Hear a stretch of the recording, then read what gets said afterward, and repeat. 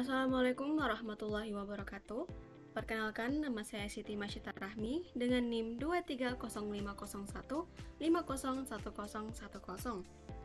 Video ini saya buat untuk menjelaskan rencana pelaksanaan pembelajaran berbasis Project Based Learning yang telah saya buat untuk memenuhi tugas ujian tengah semester dari Profesor Dr. Idawati SPD MPD selaku dosen pengampu mata kuliah pengembangan materi dan media pembelajaran BSI. Berikut penjelasannya. Nah, di sini ada rencana pelaksanaan pembelajaran atau RPP. Nah, yang pertama di sini ada identitas RPP dengan nama penyusun saya sendiri, Siti Masyita Rahmi dengan NIM 2305001501010. Satuan pendidikan yang saya ambil di sini dapat berupa SMA ataupun SMK dengan mata pelajaran Bahasa Indonesia. Adapun kelas dalam satuan pendidikan ini yakni berada di kelas 10 atau dalam kementerian itu sudah berada di fase E dengan semester yang diampu adalah semester genap. Kemudian materi pokoknya dengan materi pokok bahasa dan budaya lokal. Adapun alokasi waktu yang dibutuhkan yakni ada 3 pertemuan atau 6 kali 45 menit tahun ajaran 2024 dan 2025. Model pembelajaran Project Based Learning atau yang kita kenal sebagai PJBL. Nah, selanjutnya di sini ada capaian pembelajaran yang akan kita capai dalam proses pembelajaran tersebut. Yang pertama, adanya tujuan pembelajaran. Nah, dalam tujuan pembelajaran ini diharapkan peserta didik dapat mengidentifikasi bentuk dan fungsi bahasa daerah dalam konteks budaya lokal dengan tepat.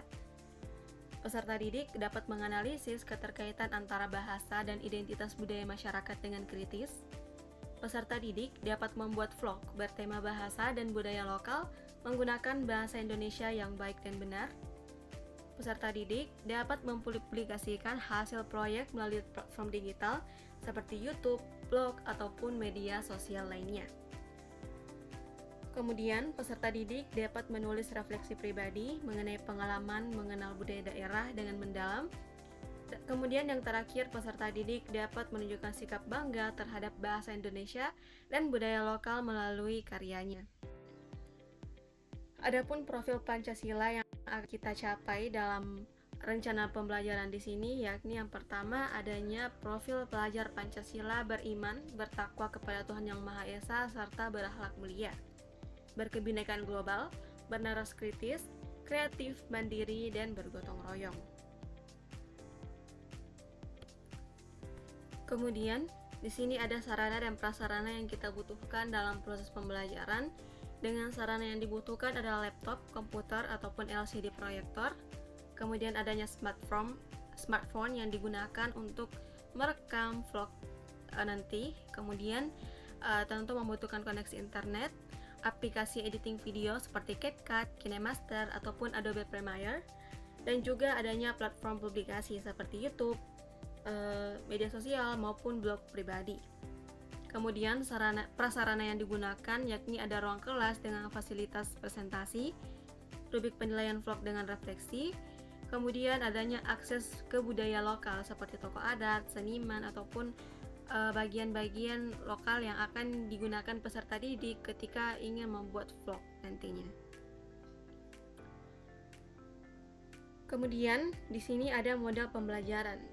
Seperti yang telah dirancang, model pembelajaran ini itu menggunakan Project Based Learning atau PJBL, di mana tahapan PJBL ini dimulai dari penentuan pertanyaan mendasar, perencanaan proyek, penyusunan jadwal, pemantauan pelaksanaan proyek, penilaian hasil, serta evaluasi pengalaman. Nah, di sini kita akan masuk kepada kegiatan inti, di mana dalam kegiatan tersebut tadi telah dirancang adanya 3 pertemuan. Nah, di sini di pertemuan pertama lebih berfokus pada pengenalan proyek dan perencanaan. Jadi dalam tahap pendahuluan itu membutuhkan waktu 15 menit, di mana guru pertama akan membuka pembelajaran dengan salam ataupun berdoa. Kemudian di sini guru dapat melakukan apersepsi dengan menanyakan tentang keberagaman budaya di sekitar. Kemudian, guru dapat melakukan ice breaking seperti siapa yang bisa menyapa dalam bahasa Indonesia, atau dapat membuat ice breaking siapa yang lancar menggunakan bahasa daerah. Kemudian di sini guru menyampaikan tujuan pembelajaran dan gambaran proyek mengenai vlog bahasa dan budaya lokal. Dan terakhir di sini guru bisa menyampaikan asesmen yang akan dilakukan peserta didik. Nah, setelah itu masuk kepada kegiatan inti dengan alokasi waktu 60 menit, di mana fase pertama guru dapat di sini ada penentuan pertanyaan mendasar, seperti guru bisa memancing diskusi dengan pertanyaan, mengapa sih bahasa daerah penting untuk dilestarikan? Bagaimana bahasa dapat mencerminkan identitas budaya? Atau apa yang akan terjadi jika bahasa daerah itu punah? Kemudian, dari pertanyaan-pertanyaan mendasar tersebut, peserta didik dapat berdiskusi dan menuliskan pendapat mereka. Kemudian masuk kepada fase kedua, yakni perencanaan proyek. Pertama, di sini tentunya guru menjelaskan detail proyek seperti durasi vlog yang akan dibutuhkan seperti 5-10 menit, temanya bahasa dan budaya lokal, kontennya mencangkup kehidupan sehari-hari atau narasi.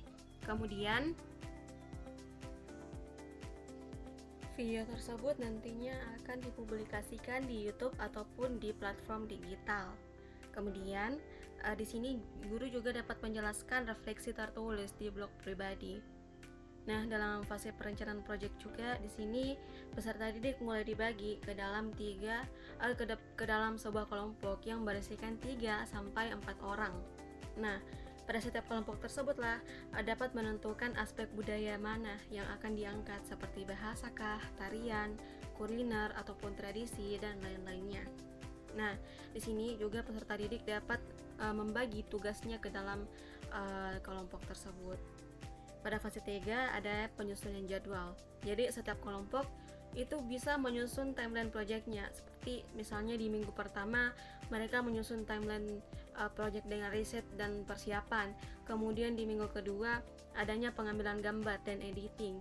Di minggu ketiga adanya publikasi dan presentasi. Nah, dalam penyusunan jadwal ini peserta didik juga dapat mengisi lembar kerja ataupun LKPD yang diberikan oleh guru. Kemudian pada tahap penutup ada sekitar 15 menit, di mana di sini pertama guru bersama peserta didik itu merefleksikan kegiatan hari ini. Kemudian guru memberikan penguatan tentang pentingnya melestarikan budaya lokal. Ketiga, adanya penugasan. Jadi setiap kelompok ini akan melakukan riset awal tentang topik yang dipilih.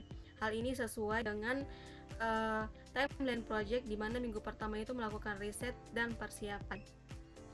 Kemudian pada tahap penutup ini guru juga mengingatkan untuk membawa peralatan di pertemuan berikutnya seperti kamera dan alat-alat yang dibutuhkan untuk vlog nantinya. Dan yang kelima itu guru dapat menutup dengan doa dan juga salam.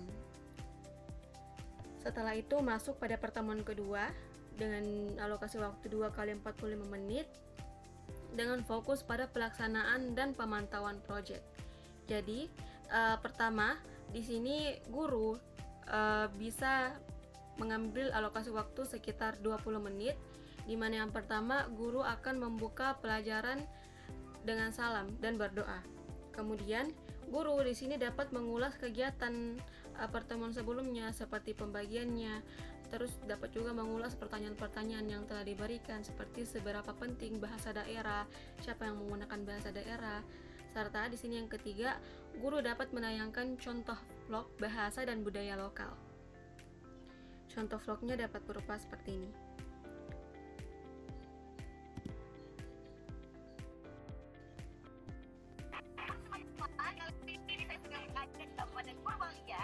Saya akan mengunjungi salah satu museum yang ada di sini. Langsung aja yuk ikuti saya.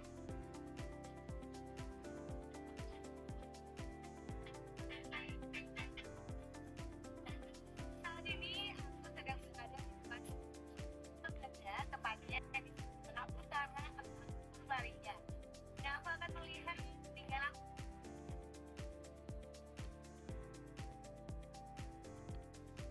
Nah, setelah menayangkan contoh vlog bahasa dan budaya lokal, di sini guru dapat menanyakan proses riset dari setiap kelompok. Serta di sini guru juga dapat menyampaikan tujuan pembelajaran pada hari ini. Nah, masuk kepada kegiatan inti. Di kegiatan inti itu sudah masuk kepada fase keempat atau pemantauan pelaksanaan proyek. Jadi fokus pada hari ini tuh lebih pada sesi konsultasi kelompok yang dapat dialokasikan sebanyak 30 menit. Jadi di sini setiap kelompok dapat mempresentasikan hasil riset dan rencana pengambilan gambarnya. Kemudian setelah mendengarkan presentasi hasil riset tersebut, guru dapat memberikan feedback dan saran perbaikan agar nantinya vlog yang diambil dari siswa tersebut itu dapat lebih maksimal. Kemudian setelah itu peserta didik dapat merevisi perancangannya. Kemudian masuk pada praktik pembuatan konten sebanyak 30 menit. Di sini peserta didik dapat melakukan latihan vlog, kemudian praktik pengambilan gambar di daerah sekolah dan pre-review antar kelompoknya. Nah, di sini guru dapat berkeliling memberikan bimbingan teknis seperti bagaimana komposisi pengambilan gambar yang baik, lalu bagaimana penggunaan bahasa Indonesia yang efektif dalam narasi vlog tersebut. Jadi, dengan seperti itu peserta didik dengan kelompoknya dapat mendiskusikan rencana pengambilan gambar pada lapangan. Nah, di sini juga setelah itu guru dapat melakukan workshop singkat selama 15 menit. Jadi guru dengan semua peserta didiknya dapat memberikan tips seperti editing video dasar, membuat vlog ataupun membuat atau menulis refleksi, kemudian cara mengupload video ke YouTube. Nah, masuk pada tahap penutup. Di sini setiap kelompok dapat melaporkan rencana tindak lanjutnya. Jadi guru dapat mengingatkan deadline pengumpulan video mentah. Lalu penugasannya di sini tentunya peserta didik sudah bisa mengambil gambar di lapangan dengan proses editingnya. Kegiatan pada hari ini pun akan ditutup dengan salam dan juga doa. Nah, masuk pada pertemuan ketiga dalam rencana pembelajaran ini dengan alokasi sama 2 kali 45 menit dengan fokus pertemuan presentasi dan evaluasi kelompok. Jadi pada tahap pendahuluan guru mengambil waktu sebanyak 10 menit dengan guru membuka pembelajaran dengan salam dan doa, menjelaskan mekanisme presentasi dan penilaian, serta guru dapat memotivasi siswa untuk presentasi dengan baik. Kemudian pada tahap kegiatan inti itu adanya penilaian hasil. Jadi di sini ada sesi presentasi vlog selama 45 menit. Jadi setiap kelompok di sini dapat mempresentasikan vlog mereka, yang mana vlog tersebut itu berisikan atau berdurasi 5-10 menit. Kemudian dengan format presentasi adanya pemutaran vlog, penjelasan proses pembuatan, pembacaan cuplikan refleksi. Nah, kelompok lain di sini bisa memberikan apresiasi dan juga saran setelah melihat kelompok yang telah presentasi. Setelah itu bisa masuk ke dalam evaluasi pengalaman. Jadi di sini lebih kepada diskusi kelas tentang apa tantangan yang dihadapi dalam pengambilan vlog tersebut, apa pembelajaran yang didapat, apa hikmah dari mengenal budaya lokal. Jadi setelah diskusi tersebut peserta didik dapat mengisi lembar refleksi diri. Guru di sini juga dapat memberikan penguatan dan feedback secara menyeluruh. Nah, kemudian setelah itu di sini guru dapat mengarahkan siswanya lagi untuk melihat apakah vlog tersebut telah dipublikasikan dengan menunjukkan link YouTube ataupun link dari video tersebut. Kemudian di sini pada tahap penutup, guru dapat memberikan apresiasi kepada video terbaik. Kemudian guru menyampaikan tindak lanjut seperti vlog dipublikasikan ke media sekolah. Jadi tidak hanya di media pribadinya siswa, vlog tersebut dapat dipublikasikan di media sekolah sehingga lebih banyak lagi yang melihat vlog tersebut. Kemudian pesan moralnya, guru juga menyampaikan bagaimana pentingnya generasi muda sebagai penjaga budaya. Kemudian pada penutup, di sini siswa bisa menutup dengan doa dan juga salam. Kemudian masuk pada asesmen pembelajaran. Nah, dalam asesmen pembelajaran itu dimulai dengan asesmen diagnostik. Jadi dilakukan di awal pembelajaran untuk mengetahui pengetahuan awal tentang bahasa dan budaya lokal dan keterampilan digital peserta didik.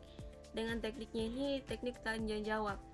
Seperti yang dilakukan tadi, guru seperti menanyakan apa pentingnya menggunakan bahasa daerah, siapa yang menggunakan bahasa daerah. Jadi dengan seperti itu guru dapat mengidentifikasi pengetahuan awal tentang bahasa dan budaya lokal yang dimiliki oleh setiap peserta didiknya.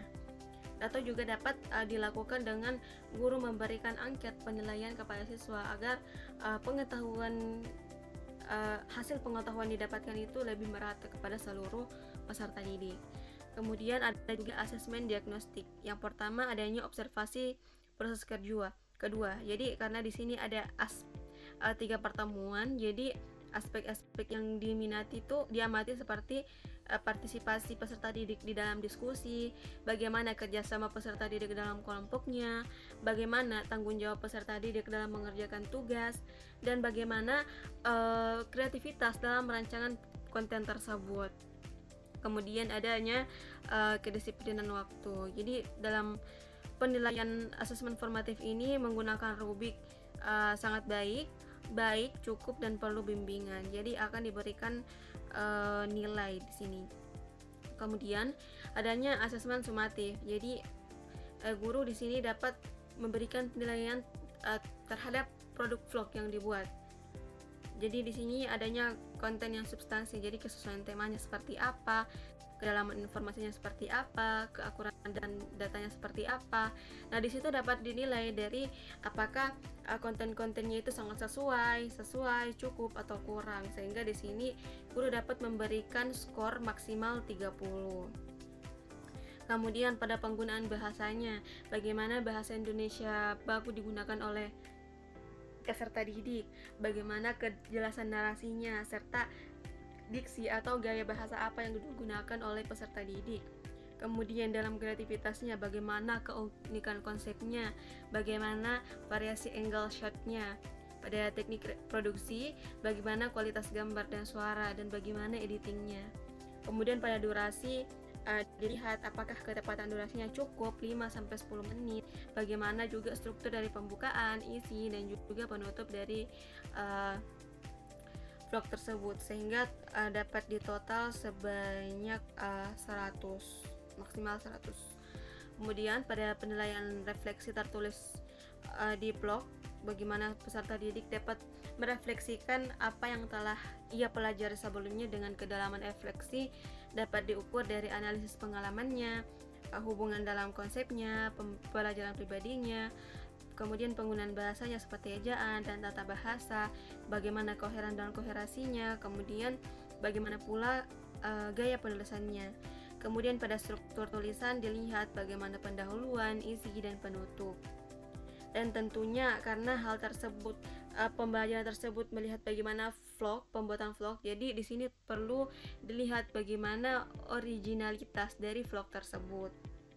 Bagaimana vlog tersebut itu mencerminkan keaslian dari pemikiran dari peserta didik.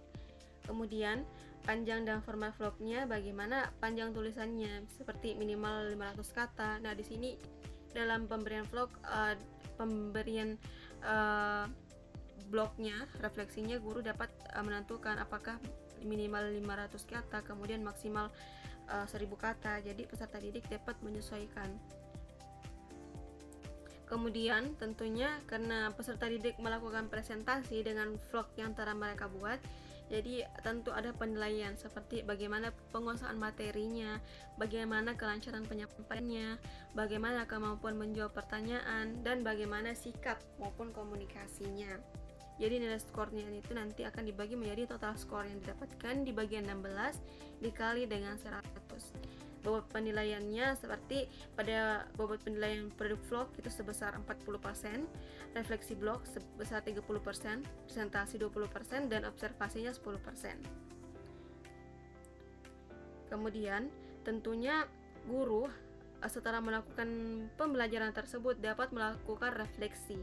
Jadi guru dapat merefleksi proses pembelajarannya, seperti ia dapat mempertanyakan apakah tujuan pembelajaran tersebut dicapai, apakah ada kendala yang dihadapi dalam proses pembelajaran, apakah ada strategi khusus yang lebih efektif ataupun sudah cukup efektif strategi yang digunakan kemarin, dan bagaimana respon dan antusiasme peserta didik dalam proses pembelajaran tersebut. Nah, dalam pertanyaan-pertanyaan refleksi tersebut, itu dapat diisi guru setelah pembelajaran selesai. Kemudian tentunya dalam proses refleksi, guru dapat melaksanakan rencana tindak lanjut. Jadi, dapat merencanakan bagaimana pembelajaran berikutnya. Jadi, hal-hal apa yang perlu dipertahankan, apa yang perlu diperbaiki, dan apa yang perlu ditambahkan. Kemudian pada peserta didik, apakah peserta didik itu perlu pengayaan ataupun peserta didik perlu remedial, seperti itu. Sekian presentasi dari RPP yang telah saya buat. Saya Siti Masyita Rahmi. Mohon maaf apabila ada kekurangan dari RPP yang telah saya buat. Sekian, terima kasih. Wassalamualaikum warahmatullahi wabarakatuh.